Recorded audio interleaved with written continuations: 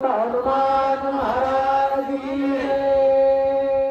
जीव शिव पुंचाचे मर्दन करिता एक श्री रघुनंदन एरवा पुढे मशक कोण मरेल रावण विलासे रामचंद्र भगवान की गणपतीला नमस्कार करून भगवान चंद्राला नमस्कार करून हनुमानजीला नमस्कार करून ग्रंथकर्ते नाथमाऊलीला नमस्कार करून भगवान बाबाला नमस्कार करून माऊली दादाला नमस्कार करून या ठिकाणी बसलेले सर्व रामभक्त माता भगिनी त्या सर्वांच्या चरणी नतमस्तक होऊन आमचे वाचक आहेत सूचक आहेत त्या सर्वांच्या चरणी नतमस्तक होऊन डबल आणि एकदा होतो आणि माझ्या वेड्यावाकड्या शब्दामध्ये तुम्हाला या ओव्याचा अर्थ थोडा सांगतो. पटला तर घ्या, नाही पटला तर नाही, कारण हा विषय फार गहन आहे. रामायणामध्ये 3 प्रसंग आले असे. एक पहिल्यांदा हा प्रसंग आहे, भक्ती कशी आहे ती ओळखायचा. दुसरा प्रसंग आहे, सीता देवीने राम कसा आहे तो विचारलेला. तिसरा प्रसंग आहे, रामाने सीता कशी पाहिले ते विचारला. एक किष्किंधेमध्ये याच ठिकाणी याच जागेवर म्हणजे जिथं होते राम. पुन्हा ह्याच्यातला प्रसंग असा आहे, साधकांनो एक महान भक्त आहे, साधा भक्त नाही, मारुतीराव साधा भक्त नाही. आणि तो भक्त सीता देवी विषयी प्रभू रामचंद्राला विचारतात आणि भगवान प्रभू रामचंद्र सीतेविषयी महान भक्ताला सांगू लागले. आतापर्यंत सर्वांनी सीतेचं स्वरूप ऐकलेलं आहे. मला एक होऊन गेली होई महाराज. सीतेचे अवयव किंवा इंद्रिय 10 इंद्रिय तुम्हाला आम्हाला 5 ज्ञान इंद्रिय, 5 कर्म इंद्रिय. 5 ज्ञान इंद्रिय डोळा, कान, नाक, त्वचा आणि जीभ आणि 5 कर्म इंद्रिय 2 हात, 2 पाय, शरीर. हे सर्वची सर्व इंद्रिये भगवंताकडे जातात. त्याचं नाव भक्ती आहे. ज्यावेळेस तुम्ही सारे इंद्रिय भक्तीकडे नेण्याचा मार्ग करता भगवंताकडे, हे पाचीची पाची हे पाचीची पाची, त्यावेळेस कुठंतरी तुम्हाला देव कळत. कुठंतरी बरं का, सर्वच कळणार नाही पण कुठंतरी कळत. ह्याच गोव्या साऱ्या त्या. आणि देव कळण्यासाठी सीतेकडे जावं लागते, कारण सीता ही भक्ती आहे. या ठिकाणी काय सांगितलंय की ओळीमध्ये आता चालता चालता महाराज की त्रिगुणाच्या पडदा फेडला पाहिजे. आणि ज्यावेळेस त्रिगुण तुमच्या शरीरातले जातील आणि जायचे असतील त्यावेळेस भगवंताचं भजन लागते. आणि ज्यावेळेस तुम्ही भगवंता जवळ जाता, प्रभू रामचंद्राकडे जाता, देवाची भक्ती करता, त्यावेळेस ते त्रिगुण जातात. तोपर्यंत जात त्याचे सारं उलट सुलट करतात. प्रत्येक जण आपापल्या दृष्टीने हाती बघतो. बरोबर आहे महाराज? एका राजाने एका हातीला सांगितलं होतं पतायचो, आंधळे दिसते 7-8 जण. प्रत्येक जण आपापल्या दृष्टीने हाती बघतोय. एखाद्याला वाटला खांबासारखा आहे, एखाद्याला वाटला सुंपासारखा आहे. कारण या ठिकाणी ग्रंथकर्त्यांनी अनेक प्रकारे भगवंताचं वर्णन केलेलं आहे आणि त्या वर्णनामध्ये सीतेचं वर्णन केलेलं आहे. जसं निर्गुण स्वरूप आहे आणि सगुण स्वरूप. जीवशिव म्हणजे काय, जीवशिव म्हणजे काय हे लय सोपं पण समजलं पाहिजे. निर्गुण परमात्मा हा ते पृथ्वी वायू आणि आकाशाच्यात आहे, निर्गुण परमात्मा. आणि सगुण परमात्मा अंड, चारस, वेद, द्वेबीज आणि सर्व मध्ये भरले. म्हणजे जेवढे तुमचे जीवन का याच्यामध्ये सगुण परमात्मा आहे. सगुण परमार्थाला निर्गुण परमार्थाची साथ लागते तेव्हा शरीर होते. आणि ज्यावेळेस शरीर होईल त्यावेळेस तुम्हाला देव कळतोय. कारण हे दोन्ही जीवशिव एकामेकावर अवलंबून येतो. तुम्हाला शरीर जर नसलंच तर तुम्ही भगवंताकडे पाहू शकत नाही. मग सांगितलं की सीता सर्व जगाची तारणारी होती. कारण सीता माय आणि भगवान प्रभू रामचंद्र, लक्ष्मी आणि विष्णू नारायण, चंद्रिका तेथे चंद्र तेथे चंद्रिका, शंभू तेथे अंबिका. हे वेगळे नाहीत. पण तुम्ही आम्ही बघणारे भक्त ही सीता तो प्रभू रामचंद्र, ही लक्ष्मी तो नारायण हे बघतात. कारण तुमच्या आमच्या डोळ्यामध्ये सामर्थ्य नाही साम्य बघण्याचं, तुमच्या आमच्या कानामध्ये सामर्थ्य नाही सारखं ऐकायचं, चांगलं ऐकायचं. कारण आपलं संशयाच्या गाठीत गेलं नाही का, ओवी झाली संशयाच्या गाठीत. ज्यावेळेस तुमच्या संशयाच्या गाठी जात्या जीवनामधल्या, ज्यावेळेस जिकडं बघत असताना तिकडे एक परमात्मा भरलेला आहे किंवा मी आणि माझं याच्यावेळेस कळत मी म्हणजे माझा आत्मा, माझा देह आणि माझं म्हणजे माझा आत्मा. जिकडं बघावं तिकडं ज्यावेळेस तुमची समुद्र ठेवेल. पंढरपूरचा विठ्ठल उगत बसलेला नाही, समोर दृष्टी करून उगत बसलेला नाही, त्याने इकडे तिकडं सगळं बघितलं. कारण तुम्ही सारखी दृष्टी ज्यावेळेस लागतात त्यावेळेस तुम्हाला कुठंतरी भक्तीची कास मिळेल, कुठंतरी. बरं का, आपण तर साधे जीव होतो. इथं लहान बी कुणावर का साठे मारत, इथं सांगण्यापैकी मोठा बी कुणी नाही. आणि इथं आपण या रामायणातल्या एका ओळीचा अर्थ काढण्यापुरता तज्ञ कुणी नाही. कारण आपण फार अज्ञानी लोक येतो. कितीतरी जन्म घ्यावा लागते रामायण कळायला, ज्ञानेश्वरी कळायला, महाभारत कळायला, कितीतरी जन्म. आणि आपला तो पहिला जन्म या 20-25 वर्षापुढे आपल्यापाशी काय होते हे लक्षात ठेवा. इथं चाटे महाराज लहान बी कुणी नाही, इथं मोठाही कुणी नाही. ज्यानं जसा देव बघायचा तसा बघा, ज्याला रामायणामधली जशी भक्ती घ्यायची तशी घ्या, ज्याला रामायणाचा जसा अर्थ काढायचा तसा काढा. पण सीतादेवी ओळखण्यासाठी हनुमानजी स्वतः गेले. तो किती मोठे तर मारुतीराचा विचार केला, शरण शरण हनुमंता. तुकाराम महाराजासारखे शरण गेले. हनुमानजीचं तुम्हीच सांगितलेलं आहे आपल्या सुग्रीव महाराजांना की राम आणि विष्णू आणि महादेवाचा अवतार आहे, जगदंबेचं शेपूट आहे. एवढ्या माणसाने जर भक्ती कळायची नसेल आणि ती कळून घेण्यासाठी ते इतके लहान होतात ते, तर आपण कुठंच आहे. कारण हे मेळा आहे आणि हा मेळा असल्यामुळं आपल्याला उरी कळत आहे, थोडं थोडं कळत, जास्त कळत नाही. कारण आज 4-5 वर्ष झालं, 10 वर्ष झालं या कारदरीमध्ये असलं चांगल्या पद्धतीचं रामायण चालू आहे. आणि ह्याच्यामध्ये थोडं थोडं एकामेकाचं एकामेकाला घ्यायचं ज्ञान असते. कुणीच इथं मोठा नाही, कुणीच हे नाही. मला तुम्ही म्हणला तुम्ही इकडे बघायचं, तसं नाही. आपणच आहे सारे आणि आपल्यालाच हे सारं शेवटलं न्यायचं. कारण इथं मी बी मोठा नाही, तुम्ही बी मोठे नाहीत. आपण सारेजण एकामेकाच्या संगतीमध्ये राहिलो आणि ही खेळीमेळीचं वातावरण आहे. आणि या ठिकाणी या सीतेचा संबंध चाललेला आहे. मारुतीराला प्रभू रामचंद्र सीता सांगतात, मारुतीराया अशी अशी सीता आहे. आणि सीतेपुढं रावणानं सीता लिहिली पत्रिका. हे समाजामध्ये सांगल का, दुसऱ्या भाषेमध्ये जाऊन का? खातोय पितोय पत्ते खेळतोय वेश्या व्यवसाय करतोय तेव्हा तुम्हाला भक्त व्हायचंय, जमल का? साध्या भाषेत लावतोय, जमल का?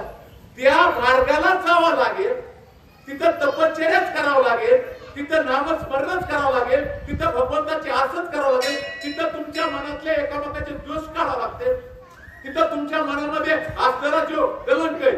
मग ते बोल गेले सीतेचं पोट निर्द्वंद्व आहे, बरोबर आहे का नाही? ओळीमध्ये सांगितलं.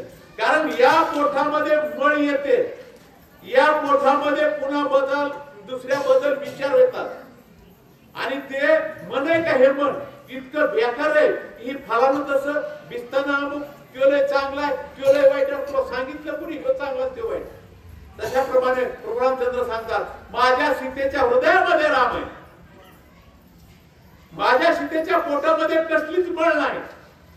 आणि ज्यावेळेस तुमच्या पोटामध्ये बळ नसेल त्यावेळेस तुम्हाला सीता समजल, भक्ती समजल. आणि या भक्तीकडे जाण्याचे मार्ग प्रभू रामचंद्र हनुमानजी सांगतात. चला निज राम नामाचे निगमनी गाठाळ पिकेचे सांडोनी अनुस्वित तंतू घेऊनी अनुसंधानी होविले. जे सांगता येत नाही, जे सांगतात तंतू असतो तंतू. एक स्त्री काय करते, त्या तंतूमध्ये पूर्ण चांगले चांगले मणी होते, बरोबर आहे का? तसं नाही सीतेचं, तसं नाही भक्तीचं. भक्ती जर ओळखायची असली तर बारीक सूक्ष्मातून सूक्ष्म व्हायला पाहिजे, लहानातून लहान. त्याचा अर्थ आहे म्हणूनच लहानपण देगा देवा म्हणते. प्रभू रामचंद्राचा हनुमानजी भक्त किती मोठा होता तरी का, मी एक तुच्छ सेवक आहे रामाचा. रावणा मी एक तुच्छ सेवक आहे आपण म्हणून घेतो, आपल्याला थोडंफार कळालं. आणि तिथंच आपल्या मनामधला अहंकार आहे. आणि जोपर्यंत तो अहंकार जात नाही तोपर्यंत आपल्याला सूक्ष्मातलं सूक्ष्म कळत नाही आणि सूक्ष्मातला तंतू घेऊन आपल्या शरीरामध्ये किंवा आपल्या ह्या मनाची गाठ खेळता येत नाही. जोपर्यंत गाठ ह्या मनाची गाठ्याल, कारण आपलं मन गाठ्याळ आहे, गाठ्याळ ह्याच्याविषयी गाठ त्याच्याविषयी गाठ त्याच्याविषयी, हे कुणी सांगितलं तुम्हाला? आपलं आपण हित करायचंय, आपलं आपण रामायण बघायचंय, आपलं आपण ज्ञानेश्वरी बघायची, आपलं आपण महाभारतात काय साहित्य बघायचंय, आपलं आपण प्रपंचात, आपल्याला प्रपंच नीट करता येत नाही. लक्षात ठेवा. दारिद्र्य काय कशा बदल आपल्यामध्ये? मला सांगा, कोण सुखी आहे? संसार कशा बदल कोण सुखी आहे? संसार ज्याला नीट करता येत नसल तो परमार्थ केव्हा नीट व्हायचा? कारण संसाराची परमार्थाची सांगड आहे थोडीफार. ज्याला संसार येतो, कारण ज्ञान, अज्ञान आणि विज्ञान. अज्ञानानं माणसं प्रपंचामध्ये दुःखी म्हणतात, विज्ञानानं माणसं संसारामध्ये सुखी बनतात, पण ज्ञानानं माणसं संसारामध्ये सुखी बनण्यापेक्षा समाधानी होत नाही. त्यासाठी ज्ञान लागतं आणि ज्ञान घ्यायचं असेल तर भक्तीच्या मार्गाला जावं लागतं. आणि ज्यावेळेस तुम्हाला भक्ती कळल त्यावेळेस तुम्ही हळूहळू ज्ञानाकडे चालणार, नाहीतर जाऊ शकत नाही. असं प्रभू रामचंद्र सीतेविषयी बोलतात. साधं हे सांगायचंय, कारण सूक्ष्मातून सूक्ष्म तंतू हे आनंदाचे घ्यायचे. आनंद आहे, सीता हे आनंद आहे बरं का. आणि आनंदात जायचं असेल तर आनंदी व्हायला लागतं, आणि आनंदी व्हायचं असेल तर मनामध्ये गाठीच लागल्या नाही पाहिजे. कारण त्याच्या अज्ञानाच्या गाठीत का त्या सोडल्या पाहिजे. त्यावेळेस तुका म्हणे देह हरीला विठ्ठल, काम क्रोध केले हरळी. जोपर्यंत तुमच्या घरातला काम क्रोध जात नाही तोपर्यंत तुमचा देह विठ्ठलाकडे जाऊ शकत नाही आणि भरल्या जात नाही. अशा पद्धतीची माझी सीता आहे. हनुमानजी तुला कशी ओळखायची तशी ओळख, पण ती माझी सीता आहे. सौभाग्य कल्याण श्रेणी ज्या तर्क्य जननयनी कंठी श्रीरामायोमनी तो शिरोमणी अलंकार. जो तुमच्या कंठामध्ये अलंकार आहे. आता कंठ लय बेकार आहे बरं का. कंठ आवाज, कोण कुणाविषयी काय आवाज काढेल ते पताच नाही. बरोबर आहे का नाही? विनाकारण शिवाय देत, कारण काही कारण नसताना तो आवाज वाईटच आहे ना. विनाकारण लोकांची निंदा करणं तो आवाज वाईटच आहे ना. फक्त कंठामध्ये भगवंताचं नामस्मरण असावं. रामाने सीतेचा कंठ सांगितलेला. कंठ की माझ्या सीतेच्या कंठामध्ये सदोदत प्रभू रामचंद्राचं चिंतन आहे. सांगा आपल्या कंठामध्ये आहे का? मग आपण सीता होऊ शकू का? आपण भक्तीकडे जाऊ का? आपल्याला देव दिसल का? आपल्याला भक्ती मार्ग कळल का? कळतोय चार जणी इतकं तात्पुरतं. गावाकडे गेला की ह्याचं पीक झालं, त्याचं आम झालं. सून म्हणते सासूला तिला काही कामच नाही. पोरगा म्हणतो बापाला कुठते की सुट्टे चलते. कसा आपला कंठ रामाकडे जाईल? कारण माझ्या सीतेचा कंठ सदोदित प्रभू रामचंद्र. जरा सीतेच्या अवताराचं विश्लेषण करा. सीते मला थोडस विश्लेषण करा. बरोबर आहे का नाही? सीतेचा अवतार किती दुःखात आहे, किती दुःखात आहे. कसं कसं राज्य मिळायचे, वनवास आला. वनवासातून परत नेलं. 4-2 महिन्याची गरोदर राहिली की पुन्हा वनवास आला. पुन्हा लोकांनी सीता एवढी सज्ञान असून, सीता एवढी भक्ती असून, सीता एवढी पतिव्रता असून बी जनतेनं नाव ठेवलेच ना. तसं तुम्ही ज्यावेळेस भक्तीच्या मार्गाला जाता, सीताच्या भक्तीची देव बघायला भक्ती पाहिजे. सीतेकडे गेल्याशी पाय लक्ष्मीच्या हाती तिची यावे का कुळती अभंग आहे तुकाराम महाराजांचा. कारण तिच्याकडे भगवंताचे पाय लक्ष्मीकडे येतं. तिला काकुळती जा, तिची अनुकरण करा. आणि त्या सीतेला एवढा त्रास झालाय, एवढा त्रास झाला, तुम्हाला आम्हाला का होणार नाही? आणि ज्यावेळेस त्रास होईल का तिथून पुढे तो साधक आहे. त्रासच नाही तर साधक कुठला? भगवान बाबा सारखी त्रास झाला, माऊली सारखी त्रास झाला, तुकाराम महाराज सारखी त्रास झाला, म्हणून त्यांचं आजमर नाव आहे, चंद्रसूर्य आहे. त्रासाविन तुम्हाला काहीच मिळणार नाही. तशा पद्धतीनं माझी सीता आहे आणि माझ्या सीतेच्या कंठामध्ये सतत राम नाम आहे. तुम्हाला जर सीता व्हायचंच असलं तर रात्रंदिवस भगवंताचं नामस्मरण करा. चला. कंठावरील चिबुका राम श्यामे गोंधळी देखा, रावण पाहता तिची मुखा श्याम शंका त्रोमाने. अरे त्या कंठावर प्रभू रामचंद्राचा असणारा नामस्मरण आहे आणि तो असणारा राजा राम तिचा कंठ बघायला जाऊ शकतो. मला सांगा, इतक्या रावणानं बायका केल्या, इतक्या बायका केल्या, इतक्या बायका केल्या, किती केल्या? 80,000 म्हणून. आपल्याला काय केलं तरी म्हणते तू कधी लक्ष याच्यावर लक्ष द्यायचं नाही बरं का. बायकाच होत्या कशा राहत होत्या, कुणी सांगितलं तुला कोणाला करायचं? 80,000 बायका होत्या, पण सीतेला हात लावायची हिंमत झाली का? कारण सीता पतीवर त्याला कुणाचाच हात लावायची हिंमत होत नाही आज मी जगामध्ये. आज मी कलियुग आहे, आज मी सत्ययुग आहे, पण पतिव्रताच पाहिजे, हात लावायची हिंमत नाही. तिनं स्वतःचा जीव असताना सोडून दिलेला असतो पतीसेवर, आणि ती हात लावू शकत नाही कोणी. पण अशा त्या 80,000 बायकापासून राजा रावणाला सीतेला हात लावता आला नाही, अशा होता. आणि तो रावण म्हणजे काम, क्रोध, मद, मच्छर, दम, अहंकार हे भरलेला होता. बी आहे ना, याचं नाव रावण. आणि रावणानं त्या भक्तीकडे जायचा विचारच करू नये. ती पचणार नाही, ती सांभाळता येणार नाही, आणि मग ती तुम्हाला करता बी येणार नाही, अशी अवस्था आहे. जनमुखीचे आदर धर, सीतामुखीचे ते आदर सधर, आवडी तुम्ही श्रीरामचंद्र, ते सुख सार सीते श्री. आता आपल्या तोंडातले वट येतात 2, हे वट काही खातेत, बरोबर आहे का? वटाने खाल्ल्याशिवाय खाता येते का? वटाने पाणी पिल्याशिवाय पिता येते का? काही पिते आणि म्हणतात आम्ही रामाचे भक्त होतो. म्हणतो कसं जमल?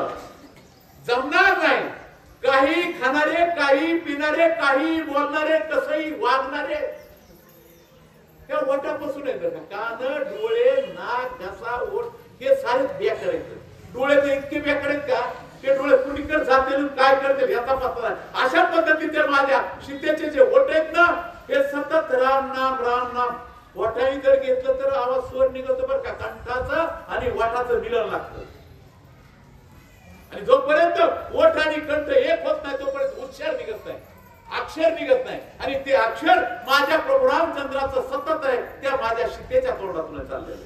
मुक्तपणाच्या विलासा वनिता धरी सुवर्ण भासा, पडोनी मुक्त आले नासा, राम परेशान नवजोनी. त्या माझ्या प्रभू रामचंद्राचे मुक्तपण हे जर घ्यायचंच असेल तर त्या खऱ्या कशामध्ये आले पाहिजे आणि सीतेच्या गळ्यामध्ये बसले पाहिजे. आपण त्या भक्तीचा ताईत व्हायला पाहिजे, बरोबर आहे का नाही? भक्तीकडे जायचंय तर त्या भक्तीचा अनुकरण पाहिजे ना. सीतेच्या गळ्यामध्ये म्हणजे सीता ही भक्ती आहे आणि तिच्या गळ्याला लागलं पाहिजे. आपण सरळच काय म्हणतो, अरे फलाना माणूस फलानाच्या गळ्याला लागलं म्हणून त्याचं बरं झालं, हे शब्द आहेत, बरोबर आहे का नाही व्यवहारातले. दुसरा एक माणूस काय म्हणतो, फलाना माणूस फलानाच्या काशीला लागलं म्हणून बरं झालं.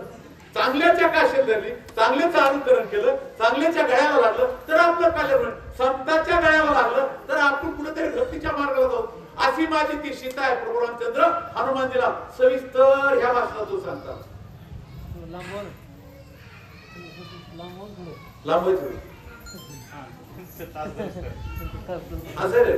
आणि जी आपली सीता आहे ही सीता ओळखायची कशी हे मारुतीला सांगणार.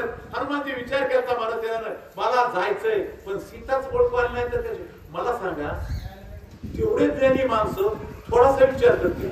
आणि आपण दारोला काम असताना जर गेलो तर कामच ध्यानात नसलं जाण्यात काय अर्थ होईल का? तशी अवस्था आहे. आपण संसारामधली माणसं सतत 3 तासाला विसरतो बघा. पाठीमागे जे लय आपले का ते 3 तासाला विचार, जरा थोडेफार सुंदर का ते 3 दिवसाला विसरते, आणि जे जास्त सुंदर 3 वर्षाला विसरते. हे अशा पद्धतीची सीतेची माहिती आहे. प्रभू रामचंद्र सीतेविषयी हनुमानजीला सांगतो. ऐकणारा मोठा आहे, सुपर क्लास 1चा संत आहे बरं का ऐकणारा, आणि सांगणारा तर आत्मा आहे, भगवंत आहे. एका ठिकाणी श्रीकृष्णाने सांगितलं होतं, कुणाला? अर्जुनाला नाही, भीष्माचार्याला सांगितलं होतं की अरे तू काय सांगतोस की मी फलानं केलं, बिस्तानं केलं, अमुक केलं. जरा तुझ्या पाठीमागाचा तू इतिहास बघ, तू किती अज्ञानी. मला हे जग संपिता बी येतं, मला हे जग उत्पन्न करता येतं, मला या जगाला नाचविता बी येतं. आणि तुला काय वाटलं काय की मी भीष्माचार्य, मी 8 वर्षाचा अवतार, सोडून दे. तसं आपल्याबद्दल जे ज्ञान येतं, आपण कोण येतं, कुठे येतं, कुठं आपला ठाव लागायचा. कर्णाला देवानं सांगितलं होतं, अरे कर्णा तुझं ठिकाण कुठे? अनंत ब्रह्मांडाचा मी नायक आहे. हे तर एक ब्रह्मांड आहे पण अनंत ब्रह्मांडाचा नायक आहे. तसं आपण कुठेच नाही. पण बाबा महाराजांच्या योगातून कसं कसं लागलो त्या भक्तीला, तेच आपले उपकार म्हणायचे आणि चालायचं आनंदाने. चला. पुंडलिकावर दारिद्र्य सीताराम प्रभु रामचंद्र भगवान की जय पवन सुत हनुमान महाराज की जय जानकी नाकीचे निज मोती सहज देखे रघुपती आधो मुख्य कंपती मुक्ता मुक्ती श्रीराम सीतेच्या नाकामध्ये मोती ते प्रभू रामचंद्राला बघू शकतात. मग सीता कोण आहे? भक्ती. भक्तीच्या नाकामध्ये राहा, कानामध्ये राहा, कंठामध्ये राहा, पण भक्तीकडे जा. याचा अर्थ असा होतो भक्तीकडे जा. आणि भक्तीकडे जात असताना तुम्ही प्रभू रामचंद्राचं नामस्मरण रात्रंदिवस कंठामध्ये ठेवा, त्यावेळेस सीता कळत असं हनुमानजीला प्रभू रामचंद्र सांगते. जगमुखीच्या नासिका गवन पारे दुःख जानकी मुखी नाक बिका सडले देख श्रीरामे काकाने सांगतात जगाच्या तोंडाचं नाशिक हे याचा वास घेत त्याचा वास घेत त्याचा वास घेत. बरोबर आहे का नाही? आपलं नाक एका ठिकाणी थांबतंय का? आलं मी करायला उगाच उगाच गाडीतून मी जाणार पुन्हा नाक दाबणार. पण सीतेचं नाशिक हे प्रभू रामचंद्राच्या श्वासाचं आहे. श्वास दुसराच कोणता घेत नाही. आणि तो श्वास म्हणजे राम नामाचा श्वास. जिकडं बघाव तिकडं राम नाम. अशा पद्धतीची सीतेची अवस्था हनुमानची ही माझी सीता ओळखण्याची लक्षण आहेत. चला जानकीचे नीच नयन देखणे पणे सुनयन तेने देखणे पण चाल राम परी पूर्ण ते देखे माझ्या सीतेचे डोळे तर द्रष्टा दर्शन आणि दर्शन. बरोबर आहे का नाही? देखणे पण जितकं बघायचं असेल तितकं रामाकडेच बघायचं असेल. आपले डोळे असेल तर ते पाहिलं की ते कवटीचं झाड दिसतं. आपल्याला त्याच्यात राम दिसत नाही ना. दिसतोय तो मी इकडं बघितलं की बाबा मला दिसत राम दिसत नाही. पण माझ्या सीतेच्या डोळे जिकडं बघल तिकडं प्रभू रामचंद्राला बघते. म्हणजे त्या डोळ्याली भगवंत बघण्याची सवय आणि आपल्या डोळ्याली भगवंत बघण्याची सवय नाही. म्हणून आपल्या डोळ्याचे विकार येतात. कारण डोळे ते व्याकार येतात का? उगाच उगाच ह्याची निंदा त्यानं किती बांगला बांधला त्याचं जो पट तसंच राहिलं. आणि तुला सांगितलं कोणी हे कुठं नाही करायचे? तुझं तू काय तर प्रभू रामचंद्र. कारण जीवनामध्ये आल्यावर सार्थक करून काय घ्यायचंय याच्याकडे लक्ष पाहिजे, लक्ष केंद्र पाहिजे. माझ्या सीतेचे डोळे फक्त माझ्या प्रभू रामचंद्राकडे म्हणजे माझ्याकडे बघतात, बाकी कुणाकडे बघत नाही. जानकीचे देखणे नेत्र सोडून अक्षर भूत मात्री देखे अक्षर चिद मात्र श्रीराम. माझ्या सीतेचे डोळे हे भूत मात्र आहे. या जगात जे जे दिसे भूत येथे मानिजे भगवंत. माझ्या सीतेचे डोळे जेवढे जीव सृष्टी तुम्हाला वाटतं का माणसाला सीता देव म्हणून बघत होती. प्रल्हादाने सांगितलं देवाला प्रल्हादाने त्या हिरण्यकश्यप जळीस्थळी काष्टी पाशाने मला देव दिसतोय. प्रल्हादाचे डोळे भक्तिमय झाले. तेव्हा काष्टमय लाकडामध्ये प्रल्हादाला भगवंत दिसलेला.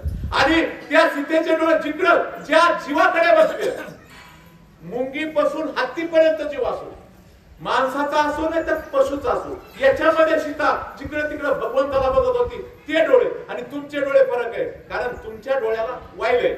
कारण तुमच्या डोळ्याला सूर्यप्रकाश लागतो, तुमच्या डोळ्याला त्या ठिकाणी बल्ब लागतो तेव्हा बघत आहेत. सीतेचे डोळे अंधारात बी बघू शकतात, उजाडात बी बघू शकतात आणि केव्हाही बघू शकतात. चला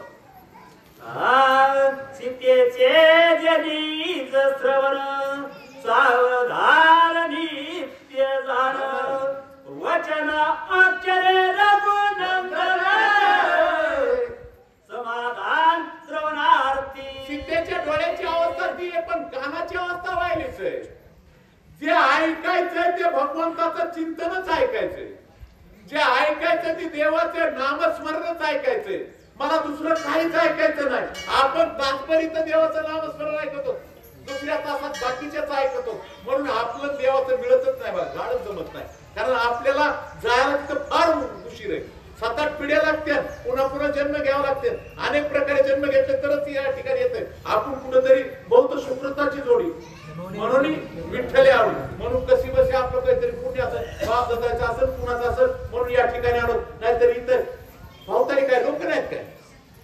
ह्या दऱ्यामध्ये खोऱ्यामध्ये गावामध्ये लोक नाही आता येतात चारदरीमध्ये लोक पण त्यांच्या नशिबातच नाही म्हणून या ठिकाणी येऊ शकत नाही आणि सीतेचे कान जिकडे बघाव तिकडं राम राम शब्द ऐकत होते. धन्य सीतेचे कपाळ श्रीराम नवल नित्याचा पाळ प्रेम कुंकुम स्वजय दुःख कळलं श्रीरामे. रामाने सीतेच्या कपाळाविषयी सांगितलेलं म्हणतो अरे कपाळ फुटके बरोबर आहे नशिबात एक कपाळ फुटके आणि या कपाळ फुटकेचा कवा त्याला देव देव घडावा कवा ह्याला त्यांच्या कपाळ नशिबातच नाही पण माझ्या सीतेच्या कपाळामध्ये किंवा माझ्या सीतेच्या असणाऱ्या नशिबामध्ये सतत प्रभू रामचंद्र आहे आणि प्रभू रामचंद्र असल्याच्या कारणाचं जिकडं बघावं तिकडं सीतेसारखा कपाळ व्हायला पाहिजे बरं का आणि त्याच्यावर तो अलंकार शोभवतो कारण बुद्धीचे वैभव अन्य नाही तुझे एक केशवराजे सकळ सिद्धी जोपर्यंत तुमची बुद्धी भगवंताच्या चरणाला लागत नाही तोपर्यंत तिला वैभव नाही अशी अवस्था माझ्या सीतेची माझी सीता एवढी कपाळ त्या समृद्ध आहे अशी त्या ठिकाणी असणार ती भगवंत त्या सीतेविषयी सांगते.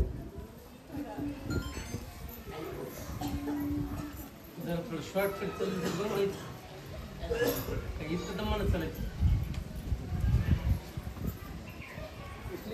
पाहिजे.